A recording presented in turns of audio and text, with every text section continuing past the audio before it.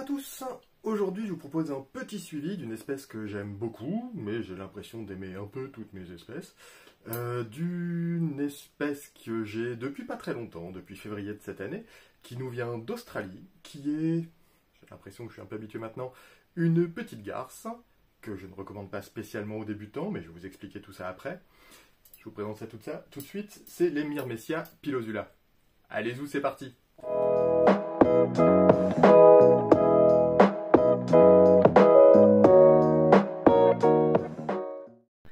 Comme évoqué en intro, il s'agit donc de Myrmecia pilosula. C'est donc une espèce que j'ai acquise, je vous l'ai déjà indiqué, en février de cette année, qui nous vient d'Australie. Elle est principalement présente là-bas en Australie, sur toute la région sud-ouest de l'Australie et également en Tasmanie. Elle fait entre 12 mm et 14 mm, donc c'est pas très grand pour une Myrmecia, mais c'était du coup son intérêt, c'est une Myrmecia qui serait en tout cas plus simple en termes d'élevage. Elle me provient de chez un fournisseur qui s'appelle Ment, je vous mettrai éventuellement ses coordonnées dans la description. En termes de terrarium, je n'ai rien changé depuis le début, si ce n'est toutes les plantes que j'avais mises à l'intérieur, qui étaient juste du gazon, qui n'a pas tenu aux conditions du terrarium. Bon ben voilà, c'était un petit peu sec, je m'attendais un petit peu à ça, ça n'a pas fonctionné. Soit, c'est pas grave. Classique, une gamelle avec de l'eau, une gamelle avec du liquide sucré, et elles ont niché sous le terrarium de chêne-liège. Enfin, sous le bout de chêne-liège. Merci à Jérôme, donc gestion pour le couvercle qui m'a fait sur mesure, sur la cuve, au moins comme ça me permet d'avoir une très bonne ventilation. Franchement, l'installation était top, et merci à Jérôme, il a assuré là-dessus. Elles sont, et c'est ce que j'ai déjà indiqué, pas conseillées aux débutants. Pourquoi ? Ce sont des Myrmecia. Les Myrmecia sont connus pour leur venin assez toxique et surtout les risques encourus pour des personnes qui souffrent d'allergies. Je n'ai pas eu pour l'instant de piqûres, et c'est très bien, et c'est tant mieux d'ailleurs, et on voit qu'elles sont, en tout cas elles sont très présentes à l'entrée de leur nid, elles surveillent vraiment l'entrée de leur nid, et quand on leur met des blattes, bon, là elles ont été un petit peu stressées, donc elles n'ont pas sauté dessus, mais elles sont très réactives, en tout cas à chaque entrée de nourriture, ou même à chaque changement de terrarium.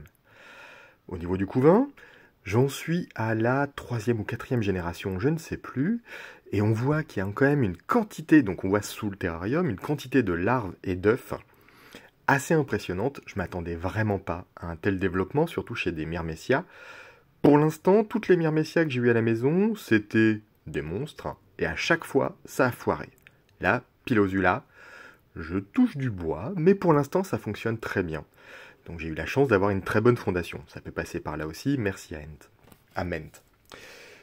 Elles sont très actives, elles mangent pas mal, et je trouve qu'en termes de couleurs, elles sont franchement chouettes. Alors, c'est pas pétant, c'est pas des couleurs de ouf, elles ont un fond noir, on va dire, noir un peu brillant, avec les mandibules jaune-orangé, le bout des pattes jaune-orangé aussi.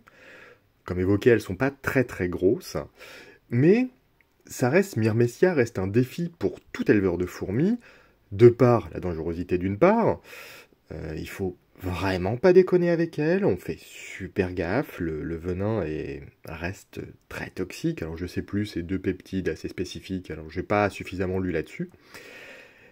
On n'a pas le droit à l'erreur avec ce genre de fourmis. C'est un peu comme les grosses ponérines, vraiment, faut faire gaffe. Je rappelle qu'elles sautent, qu'elles chassent à vue, hein, en partie, et que franchement, pour avoir nettoyé leur bac, elles reculent pas, quoi. Ce ne sont pas des fourmis qui reculent. Donc on aurait tendance à les manipuler, enfin, en tout cas, on manipule l'intérieur avec des pinces un petit peu longues pour éviter tout risque. Pour l'instant, tiens là, je fais un aparté, dès qu'elles voient un risque, comme pas mal d'autres fourmis, elles vont essayer de combler ce risque avec des gravillons. Là, le liquide sucré, bon bah voilà, ça collait, il était plus utile. Bon bah voilà, elles essayaient de le coller avec des gravillons. Ne faites pas comme moi. Pour la vidéo, je nettoyais le terrarium à la main. Bon, j'ai très peu d'individus, hein, pour l'instant, on va dire. J'ai quoi ? J'ai 20, 30 ouvrières, quoi. Et voilà, je les avais déplacées. On voit que clairement, quand on met les mains dedans, elles ne reculent pas. elles ne reculent pas, elles auraient même plutôt tendance à aller voir ce qui se passe.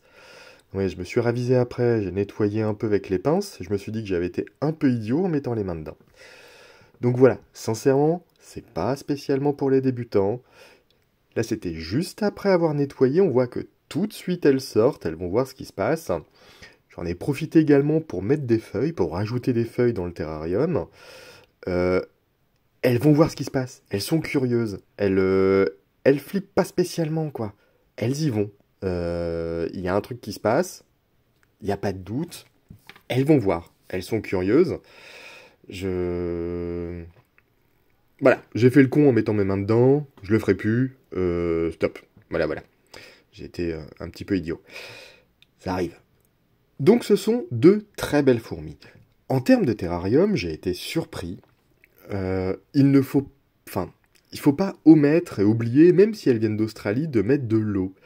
Globalement, je suis obligé de leur remettre de l'eau à peu près tous les 15 jours. Voilà, j'en mets derrière le terrarium, enfin j'en mets derrière le bout de chêne-liège que vous voyez là. Tous les 15 jours, je remets un petit peu d'eau. Il faut faire super gaffe à ça. Il fut un temps où je me suis dit Australie sec, stéréotype d'idiot, on va dire, Australie sec, pas besoin d'eau. Je me suis retrouvé une fois sans leur avoir mis d'eau pendant 15 jours, au début où je les avais, et elles s'étaient toutes regroupées derrière l'abreuvoir d'eau. Je profite de cette vidéo pour vous dire qu'il y a un concours actuellement, le concours du meilleur Myrmeco organisé par l'Inco, merci à lui. Un petit vote, ça coûte rien, et ça fera bien plaisir.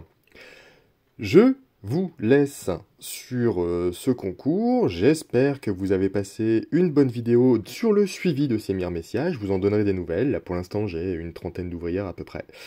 N'hésitez pas à aller voter sur le concours de l'Inco, ça fera plaisir. À très vite, allez, ciao!